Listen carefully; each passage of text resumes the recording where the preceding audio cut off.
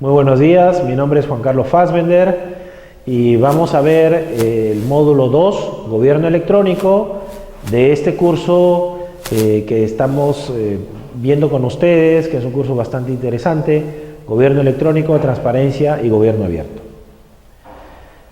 Queremos profundizar en este módulo 2 el significado de gobierno electrónico, qué significa, pero ya de manera concreta para su caso puntual en su entidad. Queremos invitarlo a reflexionar en este sentido y lo que quisiéramos y nuestra motivación es que no parezca un término complejo, muy grande, sino que se entienda que es la aplicación práctica de herramientas para mejorar la interacción entre los ciudadanos, las empresas y el Estado. ¿Qué rol en la actividad que usted realice, en el puesto que usted ocupe? No necesita ser un experto en informática, no necesita tener grandes destrezas de tecnologías de información, siempre va a tener un rol para participar en el diseño, el desarrollo y la implementación de soluciones de gobierno electrónico que van a brindar mejores servicios a la población y van a hacer de nuestro país mucho más competitivo. Es importante también, y por eso les recomiendo leer el libro guía de este curso. Allí hemos puesto información relevante respecto a la infraestructura tecnológica del país. Debido a nuestras actividades profesionales como empresa hemos viajado por diferentes lugares y resulta realmente grato encontrar que en zonas bastante alejadas es muy común encontrar pobladores de esas localidades, incluso personas de la tercera edad ya utilizando un teléfono celular, un teléfono que puede recibir y que puede enviar mensajes de texto, ¿no? Eso ha traído unas grandes ventajas, hay estudios específicos sobre el tema, pero lo que es importante es darse cuenta, y lo que comentábamos en el primer módulo, es que a veces estamos en el día a día, estamos encerrados físicamente en la institución y no nos damos cuenta que nuestros clientes son de repente de una cobertura muy amplia. Si es una institución distrital, pues tenemos siempre zonas rurales, que a veces están alejadas días por río, nos ha tocado, por ejemplo. Si es una cobertura geográfica provincial, pues está compuesta de distritos y de centros poblados menores. Todos ellos son nuestros clientes, todos ellos son los ciudadanos que requieren nuestros servicios, no aquellos que tienen la facilidad de estar cerca en la misma ciudad que es la capital provincial. Si es a nivel regional, al mismo nivel, pues tendremos provincias, tenemos distritos, tendremos centros poblados menores, tendremos villas, caseríos, y tenemos que pensar que todos ellos son nuestros clientes. Y obviamente una institución que tiene una configuración y una cobertura geográfica nacional, pues definitivamente tiene que pensar cómo lograr atender a todos los 30 millones de habitantes que son su compromiso de servicio, ¿no? Y entonces lo que hay que saber y no olvidar es que hay infraestructura tecnológica en lugares donde no pensamos. Entonces a veces estamos pensando en soluciones focalizadas en la capital de la República, en la capital del departamento, en la capital de provincia o en la capital de distrito. No. Todos hemos hablado al principio de los conceptos de igualdad de oportunidades, de inclusión, y entonces incluso los servicios de tecnología para los pobladores más alejados serán los más apreciados, porque para ellos será mucho mejor y más accesible y más inclusivo que se haga a través de estos medios, ¿no? Y la idea es que naturalmente toda esta infraestructura que se ha desplegado el gobierno nacional y que despliega cada gobierno subnacional, cada ministerio, cada organismo regulador o supervisor, debe siempre enfocado al mejor servicio, a la transparencia y el gobierno abierto. Hay mucho ego a veces, sentimos por parte de los especialistas en tecnologías de decir, yo quiero tener mi data center, quiero tener el mejor equipo de cómputo, Pero ese no es el objetivo de las tecnologías. El objetivo de las tecnologías es decir, ese centro de cómputo, ese data center, ese servidor, en qué va a mejorar el servicio, la inclusión y la competitividad, la eficacia y eficiencia de la institución. Entonces es algo que tiene que estar muy claro. Y al mismo tiempo, como transversalmente va generando transparencia y va generando lo que veremos en el último módulo, la corriente que hoy en día se denomina gobierno abierto. Los temas que vamos a ver en este módulo 2 es el significado de interpretación de gobierno electrónico en un entorno específico, en su entidad, en su vida, en su trabajo cotidiano, en el servicio cotidiano que usted tiene que brindar. Los datos relevantes sobre la infraestructura de TICs que hay ya en el país y que me permiten sobre ello poner soluciones de gobierno electrónico. ¿Cuál es mi gestión como persona, como individuo y como unidad orgánica y como entidad, como organización en estos proyectos? ¿Cómo participo? ¿Qué es lo que tengo que hacer? ¿Cómo puedo sumar en estos proyectos? Y también vamos a revisar el aspecto de mejores resultados de la gestión pública con el apoyo de las TIC, es decir, cómo logro mejores resultados, mayores indicadores. Hoy en día recuerden que ya se habla mucho, todavía no ha consolidado, es un proceso de aprendizaje por supuesto, lo que se llama presupuesto para resultados. Es decir, ya no interesa si ejecuté, claro, por supuesto que interesa, si ejecuté 80, 90%, pero la pregunta de fondo es muy bien, ¿y qué resultados se obtuvieron con esa ejecución de 50%, de 70%, de 80% del presupuesto asignado? ¿Mejoró la empleabilidad? ¿Hay más formalidad? ¿Brindo mayores servicios de salud? ¿La gente espera menos en las colas? ¿Le doy mecanismos diferentes de atención? ¿Disminuyó la desnutrición? ¿Disminuyó la anemia? ¿Tenemos más kilómetros de carreteras? ¿Los agricultores pueden sacar con mayor facilidad por la mejor logística que estoy brindando como institución que me corresponda? Puentes, carreteras o lo que sea, esos son resultados, o sea, presupuesto para resultados, no tanto cuánto gasté, sino, muy bien, ¿qué logré con todo ello? Al mismo tiempo, es decir, ¿qué resultados obtengo con estas inversiones o proyectos de gobierno electrónico que voy a plantear?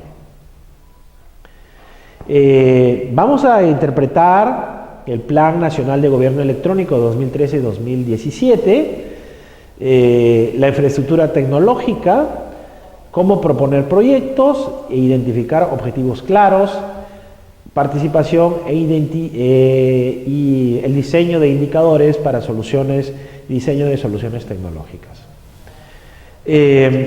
Voy a hacer referencia al documento que es el Plan Nacional de Gobierno Electrónico.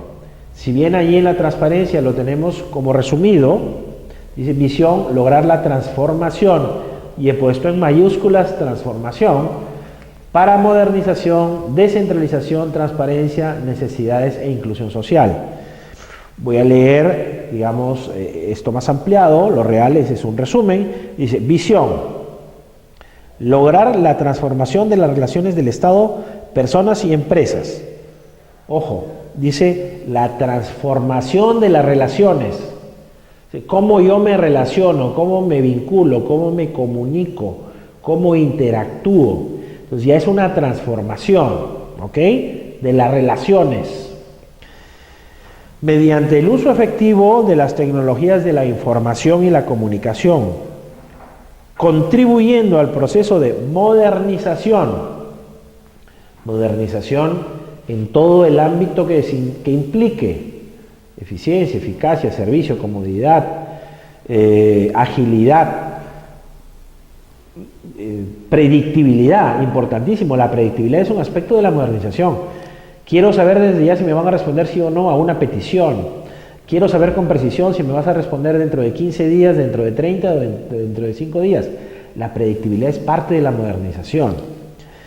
Descentralización, que al mismo tiempo las tecnologías de información me permitan que las regiones, las provincias, los distritos se empoderen. y que, digamos, tengan más fortalezas, mayores conocimientos para plantear, por ejemplo, sus proyectos, ¿no? Y que al mismo tiempo todo esto genere transparencia, de tal manera que satisfaga necesidades y demandas de la sociedad y que conlleve a la inclusión social y al bienestar general. Visión final: inclusión y bienestar. Para eso tiene que servir.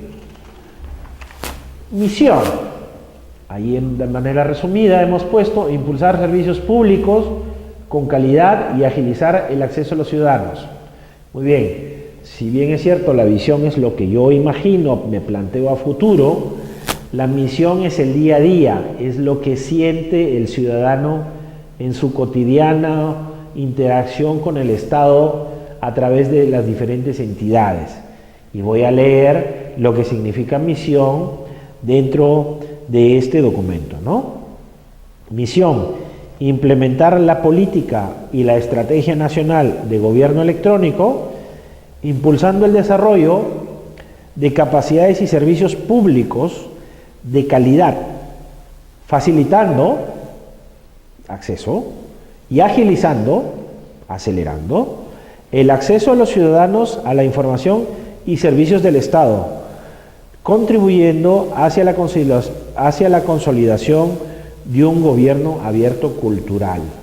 Es decir, que el concepto de gobierno abierto, que es acceso a información, reutilización de los datos, desarrollo incluso de aplicaciones por ciudadanos para el mejor aprovechamiento de esos datos, sea ya un concepto cultural.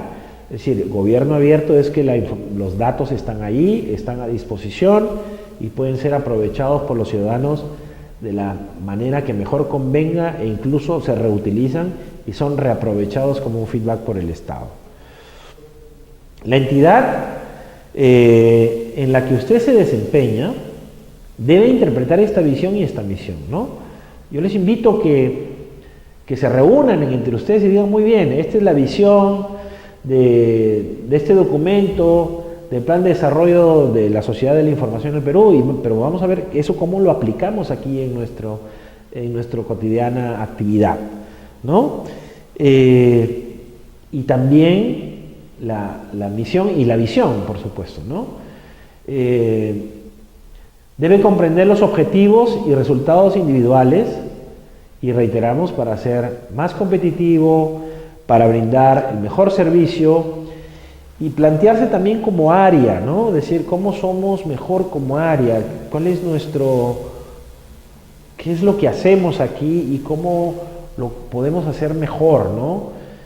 Cómo somos más eficientes, eficaces, es un término que he utilizado bastante, y vamos a ver ejemplos de lo que estamos aquí comentando, ¿no? Y aquí voy a volver a repetir y a leer algo que ya vimos en el módulo 1, sacado del Plan de Desarrollo de la Sociedad de la Información en el Perú, Agenda Digital 2.0. Dice: un principio fundamental del gobierno electrónico es la entrega de información, servicios y trámites a la sociedad utilizando los canales que las TIC pueden soportar. Es lo que tengo que hacer, es decir, las TIC soportan y tengo que aprovechar esas que se llama a veces carretera de la información. Vamos a ver unos ejemplos concretos de cómo estas instituciones han interpretado, ¿sí?, los lineamientos estratégicos. En los lineamientos estratégicos del Plan Nacional de Gobierno Electrónico 2013-2017 me habla de unos lineamientos de transparencia, inclusión, participación, servicios, tecnología e innovación, seguridad de la información e infraestructura.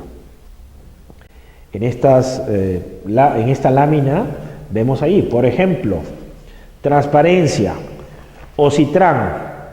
Aquí OCITRAN lo que hace es publicar, es una agenda donde se publica las visitas que reciben los funcionarios a OCITRAN. y cuándo fueron, quién fue y cuáles fueron los temas tratados. ¿Cuánto duró la reunión? ¿Sí? Ahí está un lineamiento estratégico aplicado, transparencia. En el módulo 1 vimos un caso de un gobernador regional que utiliza el Facebook para el mismo concepto también. Aquí tenemos una aplicación práctica. Luego, entre los lineamientos estratégicos dice la e-inclusión, la inclusión digital. Ahí vemos un portal de Perú Educa que pertenece al Ministerio de Educación que promueve la capacitación en línea de herramientas digitales. Es decir, el Ministerio de Educación, a través de su programa Perú Educa, ha interpretado como visión y como misión de manera práctica y ha generado este portal que facilita herramientas para el aprendizaje digital, ¿no? Para que esa brecha que hemos comentado anteriormente, que llamamos brechas digitales, se vaya acortando. Luego tenemos el caso del Twitter del Ministerio de Comercio Exterior y Turismo. En este Twitter, ¿por qué lo llamamos e-participación? Porque los ciudadanos tienen la posibilidad de proponer lugares, paisajes, recursos o productos turísticos que tenemos en gran cantidad en nuestro país. Fíjense, es imposible que los funcionarios del Ministerio de Comercio Exterior y Turismo, que incluso tienen direcciones regionales de Comercio Exterior y Turismo, conozcan todos los lugares. Entonces, en este caso, ¿cómo se está haciendo la e-participación? Se está invitando a los ciudadanos que propongan, que envíen fotografías de aquellos lugares maravillosos que existen en nuestro país, pero que a veces son desconocidos porque no son marketeados, digamos, ¿no? Entonces ahora, fíjense que estamos cambiando ese paradigma de decir cómo es la vinculación. Antes, este órgano oficial es el que determinaba, por decirlo de alguna manera, estos son los lugares turísticos y los paisajes, ¿no? Ahora suma porque el ciudadano que conoce su lugar, que hay lugares bellos, paisajes, recursos, ruinas, incluso que a veces ruinas arqueológicas que no se conocen, pues diga, mire, aquí también existe, y va alimentando, es decir, ya no es del Estado hacia el ciudadano, incluso con este mecanismo, los ciudadanos están alimentando información para el Estado, ¿para el beneficio de quién? De todos. ¿Por qué? Porque a mayores posibilidades de recursos turísticos, mayores posibilidades de turismo. Mayores posibilidades de turismo significa mayores posibilidades de empleo.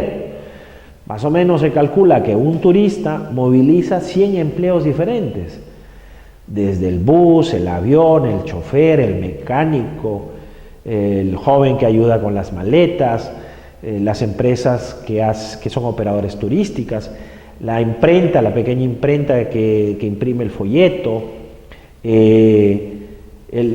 las señoras o jóvenes que volantean los folletos, el diseñador gráfico que hizo el folleto. Entonces, fíjense que esto genera una corriente muy potente que está yendo del ciudadano al Estado. Al Estado le está diciendo, oye, mira, que aquí hay esta laguna, que hay este río, y que hay este árbol de 600 años, que puede ser un atractivo turístico. Entonces tenemos más posibilidades de recibir más turistas con todos los beneficios que conocen ustedes que es la industria del turismo, ¿no? O sea, está clarísimo, es un ejemplo muy simpático del aprovechamiento ya no del Estado hacia el ciudadano, sino del ciudadano hacia el Estado, ¿no? Luego tenemos los e-servicios, ¿no? Allí el caso bastante conocido de la ventanilla única de comercio exterior.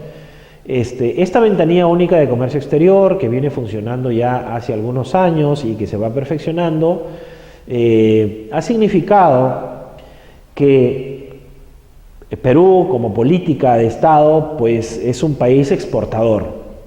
Anteriormente, los exportadores, pues por ejemplo, de productos agroindustriales, ¿no? Está muy en boga en el norte, en La Libertad, en Lambayeque, en Piura. El crecimiento de la agroindustria ha sido algo espectacular, en el mismo Ica, y entonces tenemos una gran cantidad de frutas, hortalizas que se exportan. Pero había una serie de dificultades para exportar. Y la fruta no espera a la burocracia. La fruta tiene un tiempo de duración, de maduración, de viaje. Y entonces, mientras se hacían una gran cantidad de trámites de la manera tradicional, muchas veces se perdían los embarques. Entonces, muy bien planteada la ventanilla única de comercio exterior, lo que permite a estos empresarios es que a través de esta ventanilla interactúen con los diferentes organismos que tienen que ver con la exportación. Pues con la exportación de productos agroindustriales, pues tiene que ver SENASA, por ejemplo, ¿no? Tiene que ver la Dirección de Agricultura o el Ministerio de Agricultura, tiene que ver la Autoridad Administrativa de los Puertos, tiene que ver SUNAT, tiene que ver el tema logístico, los permisos sanitarios. Entonces se tenían que hacer una serie de trámites que ahora están centrados en esta que se denomina ventanilla única de comercio exterior. Sin embargo, quiero hacer un paréntesis porque tengo la sensación personal que se están planteando ventanillas como una solución importante. Pero lo que hemos visto es que se están planteando ventanillas electrónicas donde lo que hace el ciudadano o el empresario es ingresar un formulario y luego de ingresar ese formulario tiene que ir físicamente a una o a todas las instituciones participantes. La idea de una ventanilla única es que el ciudadano a través de esa ventanilla electrónica pueda solicitar los servicios y no tenga que desplazarse a las instituciones, sino simplemente lo que estamos haciendo es un maquillaje simplemente. Entonces, las ventanillas únicas funcionan en la medida que el back office, es decir, atrás donde se brinda el servicio, donde se generan las decisiones, los permisos, esté simplificado, sea más eficiente, más eficaz, porque si no terminamos en el caso que nos cuentan empresarios que sí, que llenan un formulario en una ventanilla electrónica, pero luego igual tienen que ir a gestionar y a pasar por las diferentes oficinas y diferentes instituciones para agilizar los trámites. La idea de una ventanilla única de servicio, el e-servicio, por eso se llama servicio, e-servicio, viene de servicio electrónico. Si yo no tengo ya que interactuar o por lo menos disminuir la interacción física y desplazamiento del interesado hacia la entidad pública. Entre estos lineamientos estratégicos también tenemos la tecnología y la innovación. Yo quiero resaltar en la página 12 del módulo 2 hemos puesto esta fotografía de una solución que implementamos en el año 2005. Esta es una fotografía del año 2005 donde todavía la tecnología mobile no era tan avanzada, pero ya existía. Y lo que quería mostrar con esto es que depende de la actitud y las ganas de hacer las cosas. Esta es una aplicación donde funcionarios de una institución determinada aplicaban multas administrativas. Y el concepto es que al aplicar la multa administrativa no hay forma, digamos, de evitarla ni entrar en otros arreglos, por decirlo de alguna manera, entre el fiscalizador y el multado. ¿Por qué? Porque apenas se pone la multa, eso pasa de manera automática al ente recaudador y no hay forma que ni siquiera la autoridad pueda impedir. ¿Por qué? Porque eso inmediatamente se publica de manera automática en el portal electrónico. Entonces, estamos cubriendo la seguridad, la confianza, la transparencia, la eficacia y finalmente el tema de la multa es tratar de ordenarnos y pues tener una convivencia más ordenada. Pero quiero reiterar, estamos hablando de una tecnología de hace 11 años. Hoy en día es mucho más fácil incluso hacer este tipo de soluciones. Lo he dicho anteriormente, es un tema de actitud. También hemos, dentro de los lineamientos estratégicos, está el tema de la seguridad de la información. Allí en la página 13, ustedes tienen una resolución ministerial, la 004-2016 de este año 2016, que se aprueban el uso obligatorio de la norma técnica peruana ISO NTP IEC 27001-2014, tecnología de información, técnicas de seguridad, sistemas de gestión de seguridad de la información. Requisito segunda edición. Aplicable a todas las entidades integrantes del Sistema Nacional de Informática, que finalmente son todas las entidades. ¿Qué quiere decir esto? Que también en los lineamientos estratégicos que se proponía decía hay que tener cuidado con la seguridad de la información. Bueno, esta norma me da los lineamientos que ya los técnicos informáticos tienen que seguir para garantizar la seguridad de la información que, como hemos dicho antes, es el recurso más valioso. En la página 13 tenemos unas fotografías también de un data center, porque uno de los lineamientos estratégicos es contar con la infraestructura. Sin embargo, quiero aquí reiterar que a veces hay un afán de contar con un data center, de contar con equipamientos complejos y caros, cuando existen opciones de alquilar servicios, ¿no? El riesgo de comprar un data center es la rápida obsolescencia, porque la tecnología avanza. El riesgo son que es vulnerable. ¿Por qué?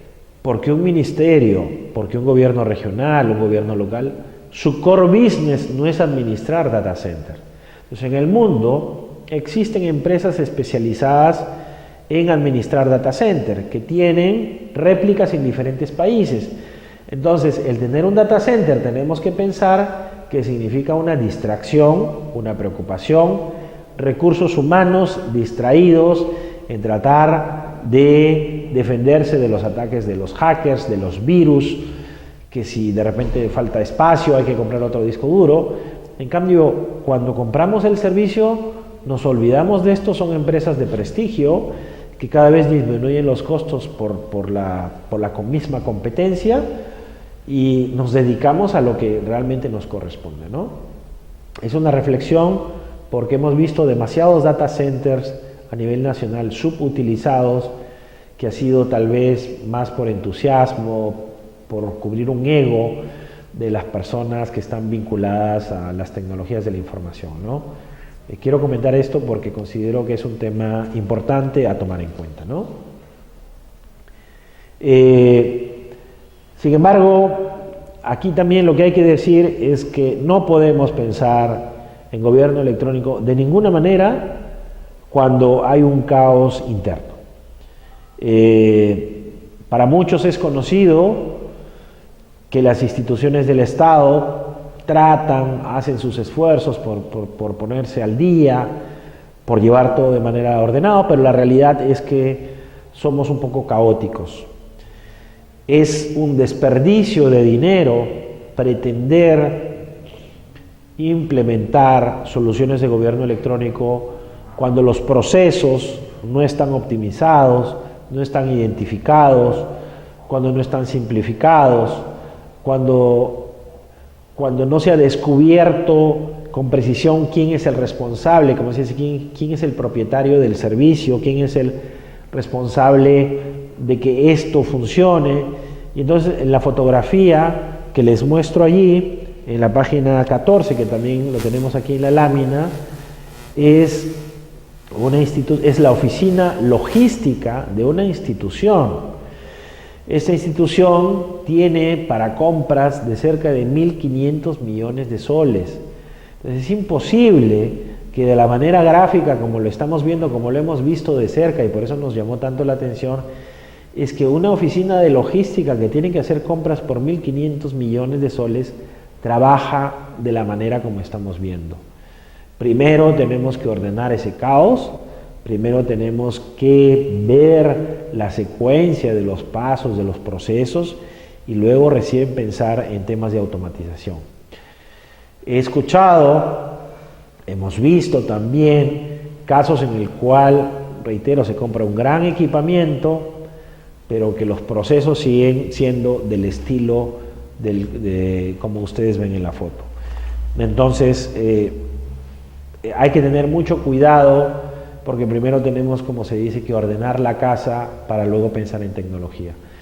Si vamos a querer automatizar burocracia, el problema va a ser peor aún. Tenemos un caso concreto para comentarles. Una institución, pensamos de manera errada, con una institución de cobertura nacional, pretendía registrar mucha información. Los funcionarios, en este caso unas funcionarias, al final del día tenían que llenar cerca de 35 formularios diferentes. Formularios con información excesiva, irrelevante, porque pretendían tener una gran cantidad de indicadores. Tener un exceso de indicadores no es bueno. Bueno, a alguien se le ocurrió que estos formularios podrían ponerse electrónicamente. Y entonces se compraron cientos de iPads y se hicieron formularios electrónicos. Entonces, cuando hicimos las visitas de campo, las personas encargadas de esto nos decían: ahora trabajamos más y somos menos eficientes. ¿Por qué? Porque ahora tenemos que llenar el formulario electrónico, tenemos que llenar el formulario manual y luego viajar a un lugar donde haya electricidad para poder enchufar los iPads y poderlos cargar.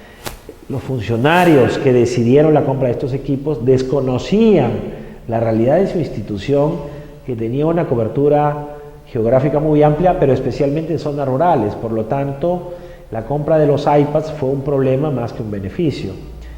Y el problema, más que los iPads, es que es imposible manejar 35 formularios diarios.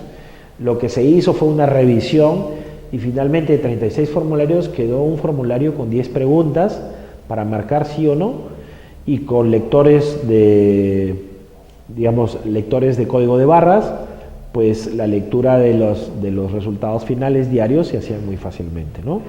Entonces, a veces el entusiasmo nos gana, la tecnología siempre es atractiva, ¿no? Tiene luces, y nos hace cometer errores que implican despilfarro de dinero y no mejora del servicio. En este segundo capítulo del módulo 2 vamos a mirar algunos datos relevantes sobre las tecnologías de información y comunicaciones en el país, que son las que dan el soporte al gobierno electrónico.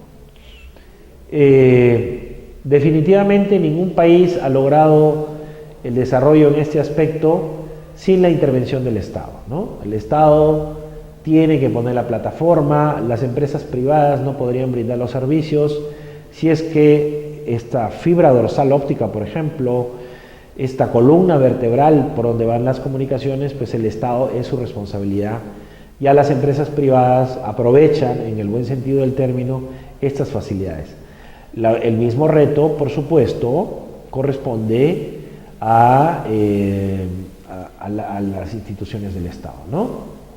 Entonces, vamos a ver los objetivos estratégicos del Plan Nacional de Gobierno Electrónico y vamos a ver algunos ejemplos concretos de cómo esto se está poniendo en marcha, ¿no?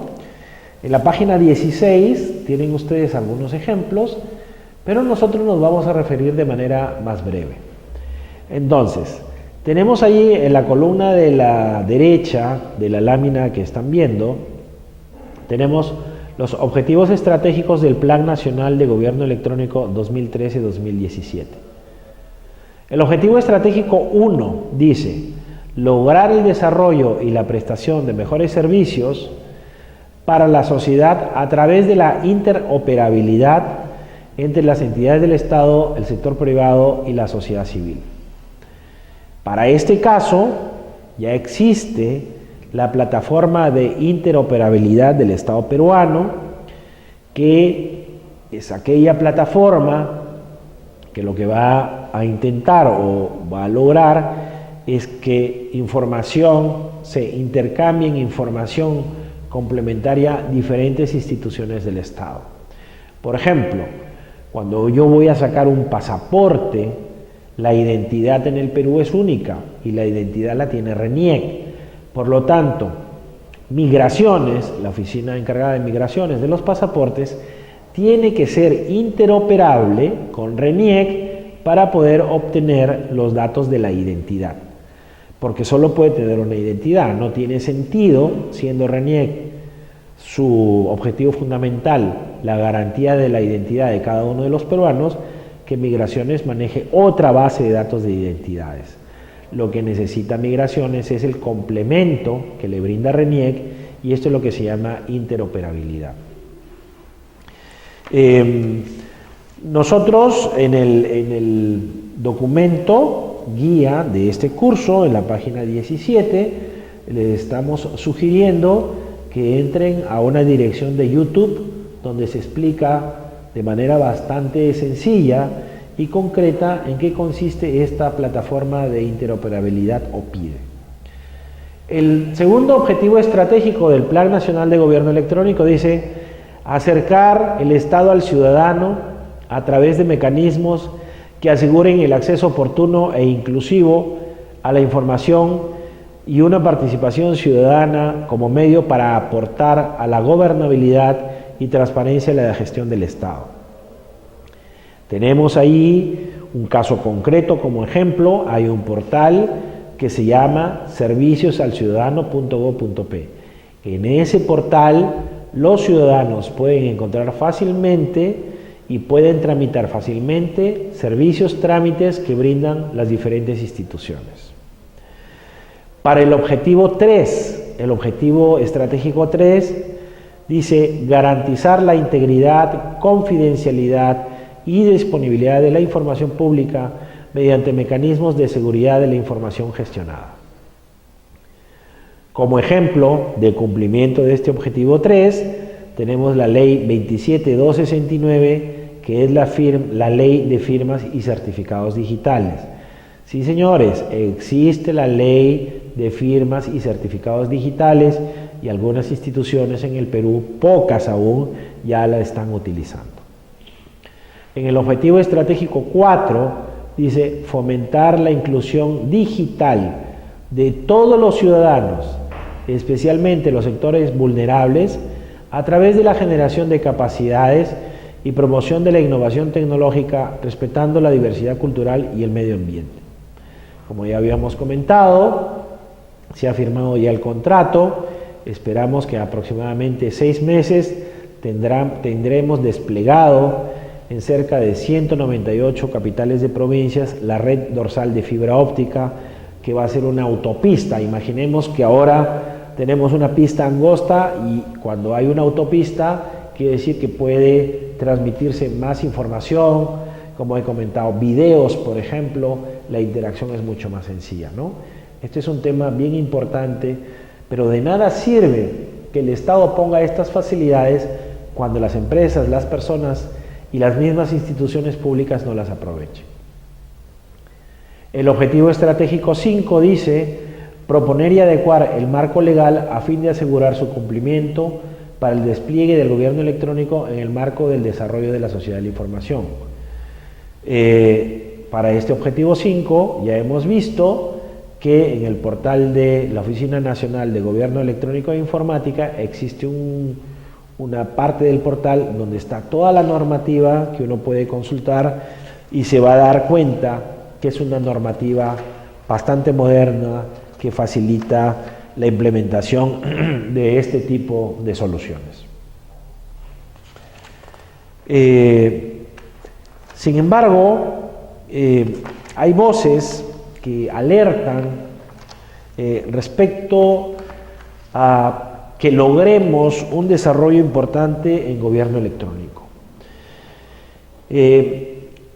Según se conoce, en los países que han logrado, por ejemplo, tener una buena interoperabilidad, es decir, una buena comunicación entre entidades públicas que complementan información, esto ha sido liderado por una agencia digital, es decir, una institución estatal con un peso específico bastante fuerza que defina, por ejemplo, estándares, que proponga soluciones estandarizadas de tal manera que el intercambio e interoperación de informaciones y de bases de datos sea mucho más sencilla, más transparente, más accesible. Sin esta agencia digital está sucediendo que cada entidad pública hace sus propios desarrollos, incluso dentro de cada entidad pública, unidades orgánicas tienen su propio desarrollo, como habíamos comentado, que a veces, como se dice técnicamente, no conversan entre ellas. Si seguimos avanzando de esta manera, luego va a ser imposible integrar y vamos a tener muchas islas de data en servidores diferentes y no vamos a poder hacer aquello que denominamos interoperabilidad. Es importante tomar en cuenta esto. En las mismas unidades orgánicas, ustedes de su institución, ustedes dirán, sí, mira, allí esta solución o este aplicativo pues utiliza bases de datos DBFs, Foxbase. En esta otra unidad orgánica pues están utilizando base de datos Postgres. Aquí se está desarrollando con Java, aquí se está desarrollando con .NET, algunos tienen Turbo Pascal. Entonces, esas diferencias técnicas son diferentes estándares que hacen imposible, porque es imposible técnicamente que conversen unas con otras. Angélica Matsuda, directora ejecutiva del Consejo Nacional de la Competitividad, es una voz autorizada. Como comenté antes, el Consejo Nacional de la Competitividad tiene una agenda y va revisando y va verificando los logros en este y otros temas, pero con mucho énfasis en este tema, y alerta y dice, si no tenemos una agencia digital, pues vamos a tener una dispersidad de aplicaciones, software, programas, en los cuales luego va a ser una maraña imposible de poder gestionar. En la página 26 del documento guía de este curso, del módulo 2, me he permitido sugerirles que miren una entrevista, tiene una duración de 15 minutos, es una entrevista bien interesante en el programa Redes y Poder, donde esta funcionaria prestigiosa, Angélica Matsuda Matayoshi, comenta y amplía esta idea en una entrevista de 15 minutos de por qué la importancia de la agencia digital y la preocupación que estamos comentando de esa gran dispersión de diferentes aplicativos con diferentes estándares. Yo los invito a que miren esta entrevista, es muy interesante, se desarrolla con términos bastante sencillos y comprensibles, pero nos pone en alerta que nosotros dentro de nuestra misma institución no cometamos el error que se está cometiendo a nivel nacional. Tema importantísimo, gestión organizacional en proyectos de gobierno electrónico. Como vemos, estamos utilizando allí un modelo adaptado, la Universidad Católica CE Sapiencia, donde decimos que la organización, en el gráfico de la parte derecha, la organización tiene diferentes dimensiones. Tiene una estructura, nos referimos a una estructura organizacional, lo que llamamos organigrama, ¿no? Muchos piensan que el organigrama resuelve todo, lo cual no es verdad, porque en el organigrama, y de acuerdo al CAP, van colocadas personas, y esas personas tienen destrezas diferentes, motivaciones diferentes. Es conocido que en el Estado no necesariamente el perfil que se sugiere en el CAP es ocupado por la persona que tenga ese perfil. Eso ya es un problema. Cada persona, cada individuo tenemos motivaciones diferentes y por lo tanto la organización no solo es el organigrama, sino son cada uno de esos individuos con sus propias destrezas y motivaciones. Luego tenemos la infraestructura física, el mobiliario. Un profesional brillante no va a rendir igual cuando la infraestructura física es incómoda, cuando está llena de papeles, cuando la oficina es desordenada. Hemos visto a veces oficinas dentro de servicios higiénicos, ¿no? O servicios higiénicos utilizados como archivo. Bueno, son cosas que ustedes cotidianamente ven, pero de esa manera pues tampoco se puede trabajar motivado ni ordenadamente. Entonces la infraestructura física también es importante. No quiero decir con esto que hay que hacer construcciones, grandes inversiones, hay que revisar cómo estamos ordenados, cómo estamos distribuidos, si las unidades orgánicas tienen una secuencia lógica o no. O sea, a eso nos referimos con la infraestructura. La organización también genera y gestiona procesos y tareas. Hay momentos, maneras de hacer las cosas en unas unidades orgánicas y en otras, ¿no? Los procesos se realizan de diferente manera. Hay diferentes niveles de tecnología con la que se cuenta, diferentes unidades orgánicas, nuevamente, tienen diferentes niveles de equipos de tecnología y de destrezas en el uso de las tecnologías, ¿no? Y también las organizaciones tienen sistemas de información y decisión. Hay sistemas de información formales, informales, automatizados, semiautomatizados, manuales. Este conjunto de 6 dimensiones es un modelo para que miremos que la organización es un tema complejo.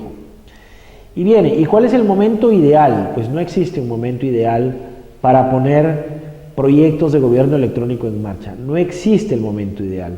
Más bien, por haber estado esperando el momento perfecto, es que la corriente, la iniciativa de buena fe de los funcionarios hace que comiencen a generarse aplicaciones de manera desordenada y dispersa. Entonces, esto tenemos que mirarlo en el conjunto de la organización, ¿no? ONGI, por ejemplo, plantea fases para implementar un gobierno electrónico. Dice primero presencia, luego interacción, luego transacción y luego transformación, ¿no? En realidad, la mayoría, estoy generalizando, la mayoría de instituciones del Estado aún están en presencia, algunas ya tienen algún nivel de interacción, pocas en transacción y casi ninguna, diría yo, en transformación, salvo que no estemos debidamente informados. Hemos visto este modelo de cómo mirar la organización, y este es el caso, digamos, del modelo de USC, pero tenemos, por ejemplo, otro modelo en la página 30 del libro guía del módulo 2 de este curso. Tenemos el modelo de Richard Duff, que es un profesor importante, donde él habla de las dimensiones estructurales y de las dimensiones contextuales, ¿no? Cada organización tiene unas dimensiones estructurales y unas dimensiones contextuales que lo caracterizan, y eso hay que entenderlo primero a profundidad antes de plantear un proyecto de gobierno electrónico. Un proyecto de mismas características, pero diferentes instituciones, va a funcionar de diferente manera. En uno va a lograr resultados, en otro no va a lograr resultados, ¿no? A veces dicen, mira, en ese gobierno regional, en ese municipio, en ese ministerio, se ha logrado esta solución, vamos a pedirnos que nos instalen lo mismo aquí. Pero las organizaciones son diferentes y lo que funciona en un lugar no necesariamente funciona en otro. ¿Por qué? Reitero, porque las dimensiones de la organización tienden a ser diferentes. Y para entender la organización es importante utilizar metodologías en los cuales los funcionarios y servidores se involucran y entienden cómo funciona su organización, ¿no? Nosotros utilizamos lo que llamamos métodos de andragogía. Andragogía es enseñanza para adultos, así como pedagogía es enseñanza para niños y jóvenes, ¿no? ¿Por qué andragogía? Las personas adultas ya, cuando tienen sus formas de entender las cosas, cuando tienen sus estilos de desarrollar sus tareas, no es tan fácil venir y decirle, no lo tienes que hacer de esta manera, sino de esta otra. Los métodos de andragogía les permiten repensar y descubrir si están haciendo las cosas bien y cómo las podrían hacer mejor. Y tomen en cuenta todas estas dimensiones, de acuerdo al modelo de DAF o de USSS, para que ellos comprendan las diferentes dimensiones que les afectan cotidianamente, ¿no? Ya hemos dicho que cada sistema administrativo, cada unidad orgánica comienza a desarrollar sus propias soluciones, porque la gente con entusiasmo, el funcionario con entusiasmo dice, bueno, en esta unidad orgánica vamos a ir más adelante, ¿no? Y claro, lo hacen de la mejor manera posible, pero nuevamente tenemos una maraña de aplicaciones, como hemos dicho, porque no hay un plan estratégico de tecnologías de la información. Reiteramos lo que ya hemos dicho, los planes de gobierno electrónico, los planes de proyectos de tecnologías de la información tienen que ser parte, componente de los planes estratégicos de la institución. Los sistemas administrativos también aún no son muy entendidos en este enfoque que se quiere pasar del enfoque funcional al enfoque por procesos. El Decreto Supremo 004-2013 PCM pone el reto de cambiar el enfoque funcional, que quiere decir que cada unidad orgánica se ve como una isla que produce una serie de servicios, cuando en realidad los servicios lo produce la cadena de valor a lo largo de diferentes unidades orgánicas. Entonces, ese enfoque hay que hacer un esfuerzo también para ir cambiando lo que se llama el enfoque por procesos. ¿Cuál es el resultado final que quiero obtener? Y por lo tanto, ¿cuáles son las unidades orgánicas que van generando, que van añadiendo valor para permitir que ese servicio se pueda brindar? Mucho hay las islas, cada unidad orgánica no conversa con la otra y cada quien interpreta a su manera los objetivos de la institución y caminan de manera dispersa. Importante entrar al tema del enfoque por procesos antes de pensar en gobierno electrónico o en todo caso ir de manera paralela.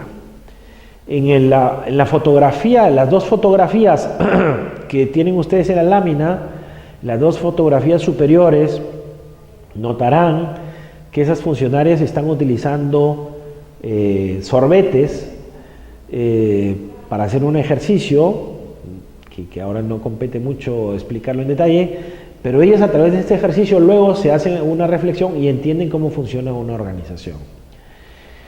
Y luego en la fotografía, en la segunda fotografía, en la fotografía de en medio, noten ustedes que hay unos globos de color rojo, hay unos globos de color morado, hay unos globos de color amarillo.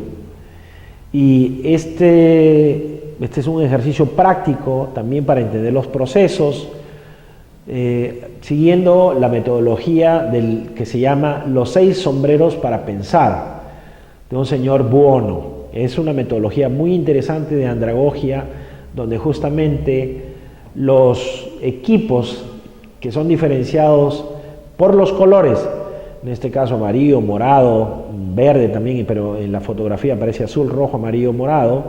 Cada equipo, por ejemplo, es uno proactivo, el otro es más pesimista, el otro es más innovador y así.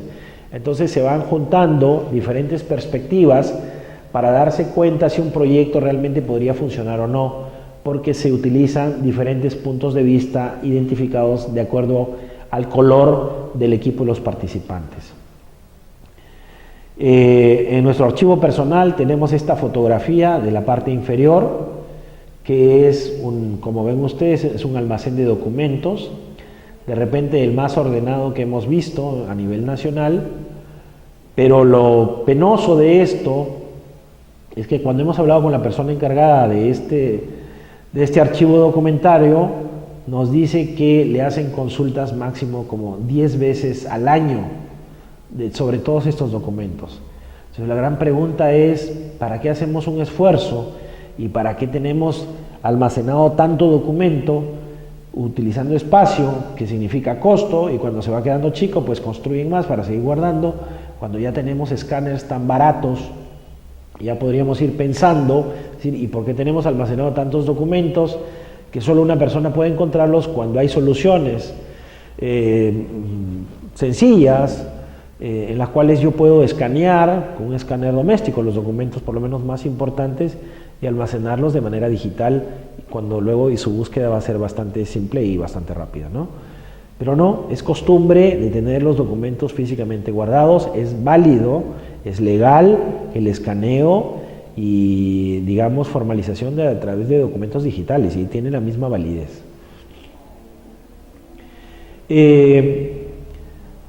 Cuando sucede esto que estoy comentando, que las diferentes unidades orgánicas y diferentes instituciones pues tienen aplicativos diferentes, pues nos encontramos con la maraña de aplicaciones y de base de datos y de lenguajes y de protocolos y de equipos que hemos puesto en el gráfico que ven ustedes.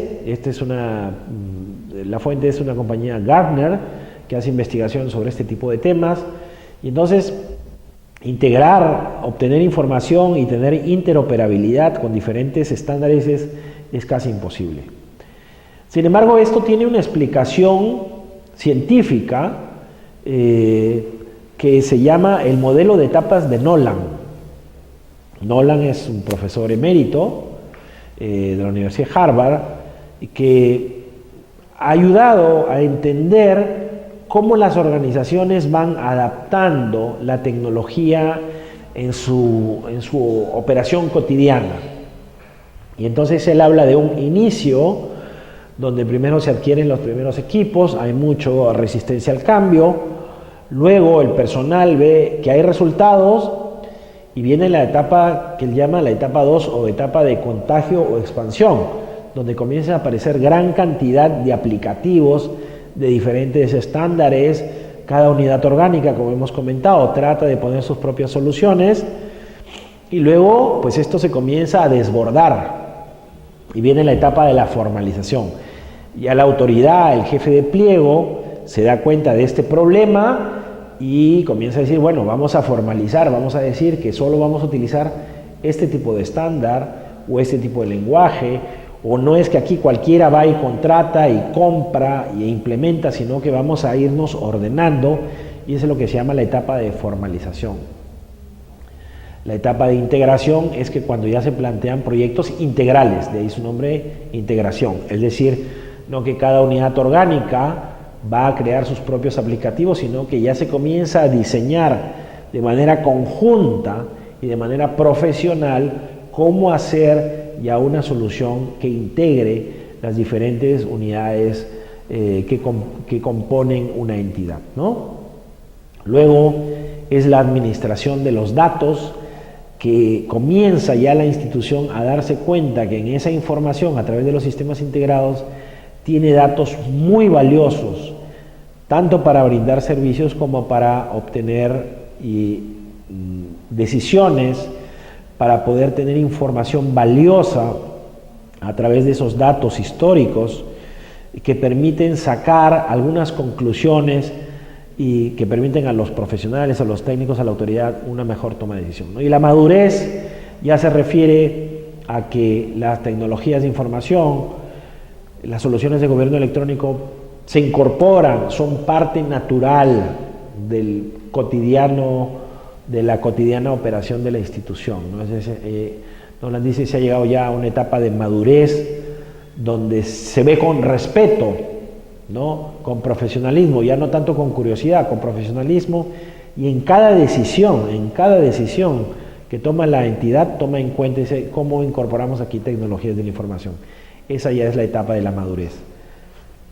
Depende de cada entidad, depende de cada autoridad, el ritmo que le ponga a este proceso de las 6 etapas de Nolan.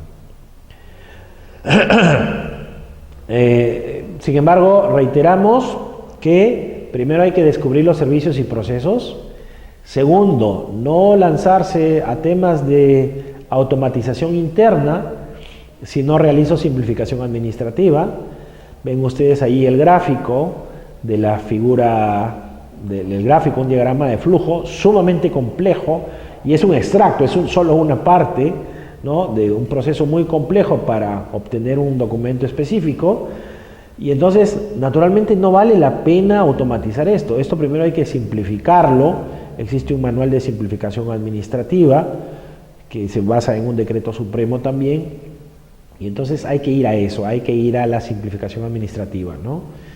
Hemos hablado también cambiar el enfoque funcional al enfoque por procesos, ya lo hemos comentado, y recién allí impulsar solución de gobierno electrónico, ¿no? En el Twitter de nuestra empresa resaltamos que es primero importante identificar, ordenar, simplificar, automatizar los procesos escondidos en el caos. Es todo un expertise en ese desorden. Hay un orden, la teoría del caos, ¿no? O sea, pero es ya toda una metodología, toda una expertise, el descubrir cuáles son los procesos que están de todo ese caos y que se pueden ir ordenando, reglamentando para luego pasar a soluciones de automatización. Y hablábamos que las TIC pues tienen que servir para mejores resultados.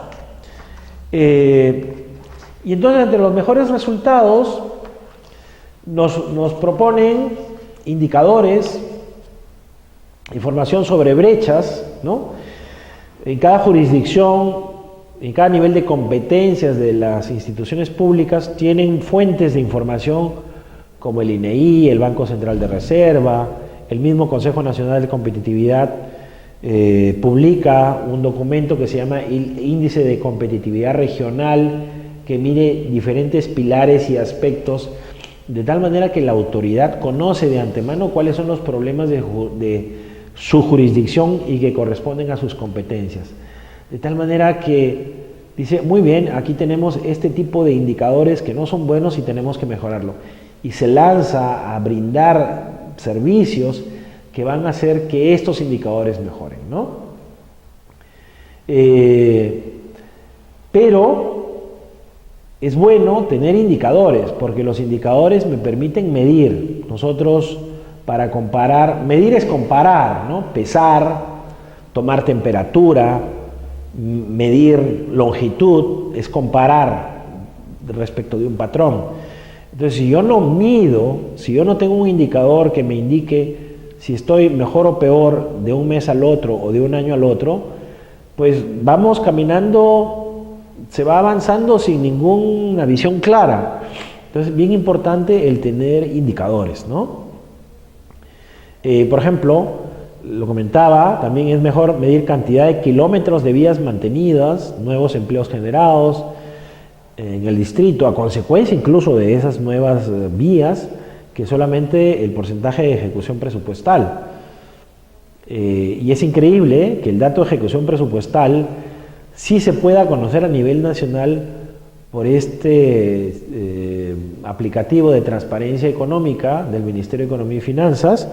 Yo los invito a que ustedes entran, se llama Consulta Amigable, en la página 43 tienen el link, ustedes entran allí y pueden ver día a día, la actualización es diaria, de cómo se están moviendo los presupuestos de todas las unidades ejecutoras, de cerca de las 3.000 unidades ejecutoras de la que está compuesto el Estado peruano.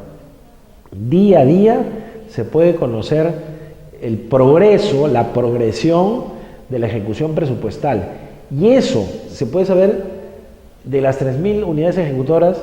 Sin embargo, en la misma unidad ejecutora, en la misma entidad, muchas veces no lo saben internamente. Ese es un aplicativo muy importante, muy robusto y que es muy útil para consultar cualquier cosa y saber los avances presupuestales y información de detalle, etcétera, etcétera. Cuando tenemos un enfoque de mejores resultados, es que nos comenzamos a preguntar o a descartar pasos, tareas, procesos que no dan valor añadido. Por ejemplo, cuando hacemos simplificación administrativa, digamos, en un proceso determinado, podemos eliminar 10 pasos, ¿no? La gente dice, pero ahora no voy a tener que hacer, pero claro que vas a tener que hacer. Hay tareas más interesantes para el público que estar pasando documentos de un sitio a otro. Y entonces se libera tiempo humano de valor añadido. Entonces, las destrezas se pueden ahora aplicar. Y el gobierno electrónico me permite liberar justamente ese tiempo de valor, ¿no? porque ya son tareas repetitivas, cotidianas, automatizadas. Entonces el funcionario, el servidor de cualquier nivel, tiene más tiempo para brindar aquellos servicios justamente que un computador, que una solución informática no puede resolver, porque ya necesita de la decisión, del razonamiento, ya de la interacción de repente sí, física, face to face, ¿no? Persona a persona con el ciudadano, para explicarle de una mejor manera que como lo hace una computadora. Entonces, no descartamos para nada el aspecto de personas y de seres humanos, pero muchas veces no se puede porque estamos comprometidos en toda esta burocracia y realizamos tareas que no añaden valor. Entonces el gobierno electrónico lo que hace es liberarnos de tiempos que no añaden valor para dedicarnos a tareas más interesantes, ¿no?